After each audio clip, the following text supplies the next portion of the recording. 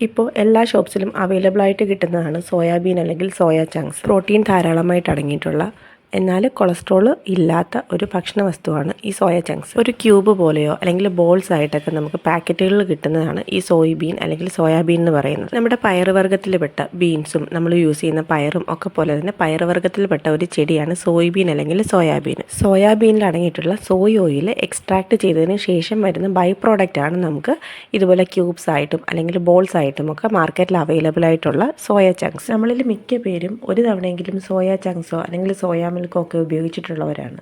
Soya milk അല്ലെങ്കിൽ soya chunks തുടങ്ങിയവ പോഷകാഹാര ലോകത്ത് തികച്ചും ജനപ്രിയമായിക്കൊണ്ടിരിക്കുകയാണ്. ഇപ്പോൾ മിക്കവാറും എല്ലാവരും വെജിറ്റേറിയൻ ഡയറ്റിലേക്ക് മാറുന്നത് കൊണ്ട് തന്നെ സോയ ഭക്ഷണങ്ങൾ നമ്മുടെ അടുക്കളയിൽ ഇപ്പോൾ സ്ഥിരമായിക്കൊണ്ടിരിക്കുകയാണ്. ചിക്കനും ബീഫിനും ഒക്കെ ബദലായിട്ട് നമുക്കൊരു പ്രോട്ടീൻ സോഴ്സ് ആയിട്ട് നമുക്ക് സോയയെ കാണാം. പ്രത്യേകിച്ചും ഒരിക്കലെങ്കിലും സോയ നഗറ്റ്സ് ടേസ്റ്റ് ചെയ്ത് നോക്കിയിട്ടുള്ള ഒരാളാണെങ്കിൽ അവർക്കറിയാം ആ ഒരു ചിക്കൻ നഗറ്റ്സിൻ്റെ സെയിം ടേസ്റ്റോടു കൂടി തന്നെ അതുപോലെ ഒരു ജ്യൂസി ആയിട്ട് തന്നെ നമുക്ക് ഈ സോയ നഗറ്റ്സും ടേസ്റ്റ് ചെയ്യാം. ചിക്കനും ബീഫും ഒക്കെ ഉപയോഗിച്ച് നമ്മൾ ഉണ്ടാക്കുന്ന റെസിപ്പീസ് ഈ സോയ ചങ്ക്സ് ഉപയോഗിച്ച് നമുക്ക് ഉപയോഗിക്കാം. സെയിം ടേസ്റ്റ് തന്നെ ആയിരിക്കും. കുട്ടികൾക്കാണെങ്കിലും മുതിർന്നവർക്കാണെങ്കിലും ഒരേ രീതിയിൽ ഇഷ്ടപ്പെടുന്ന രീതിയിൽ തന്നെ നമുക്കിത് കഴിക്കാം. ഇതുകൂടാതെ പനീറിന് ടോഫു ഒരു മികച്ച സസ്യാഹാര ബദലാകാം.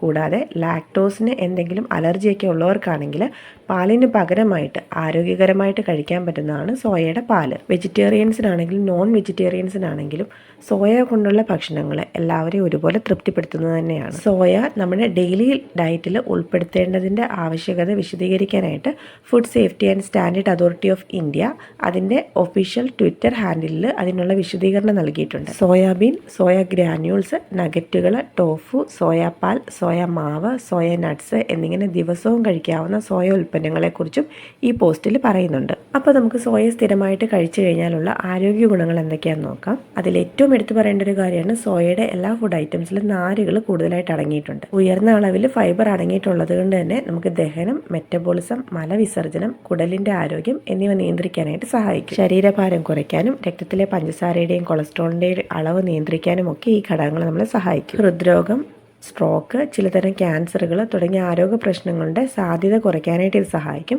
നമ്മുടെ എല്ലുകളുടെ ആരോഗ്യത്തിനും ഇത് സഹായിക്കും. സോയ ഭക്ഷണങ്ങൾ ആർത്തവവിരാമത്തിലൂടെ കടന്നു പോകുന്ന സ്ത്രീകൾക്ക് ചൂടുള്ള ഫ്ലാഷുകളുടെ തീവ്രത കുറയ്ക്കാനായിട്ട് സഹായിക്കുമെന്നും പഠനങ്ങൾ സൂചിപ്പിക്കുന്നുണ്ട്. ഇനി സോയയുടെ എല്ലാത്തരം ഫുഡ്സും പ്രോട്ടീൻ്റെ ഒരു കലവറയാണെന്ന് തന്നെ നമുക്ക് പറയാം.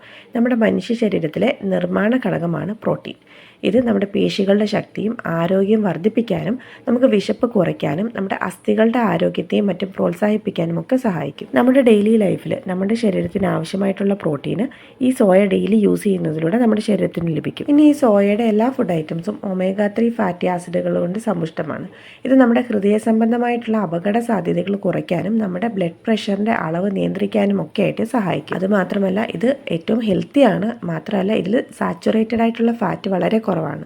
അതുകൊണ്ട് തന്നെ നമ്മുടെ ശരീരഭാരം കുറയ്ക്കുന്ന ഭക്ഷണക്രമത്തിൽ ഉൾപ്പെടുത്താനായിട്ട് നമുക്ക് ഈ സോയ ഉൽപ്പന്നങ്ങളെ ഉപയോഗിക്കാം. അതുപോലെ തന്നെ ഇപ്പോൾ പലർക്കും ലാക്ടോസ് മൂലം അലർജി ഉണ്ടാകുന്നുണ്ട്. അപ്പോൾ അങ്ങനെയൊക്കെയുള്ളവർക്ക് പാലിൻ്റെ ഉൽപ്പന്നങ്ങൾ ഉപയോഗിക്കാനായിട്ട് ബുദ്ധിമുട്ട് കാണും.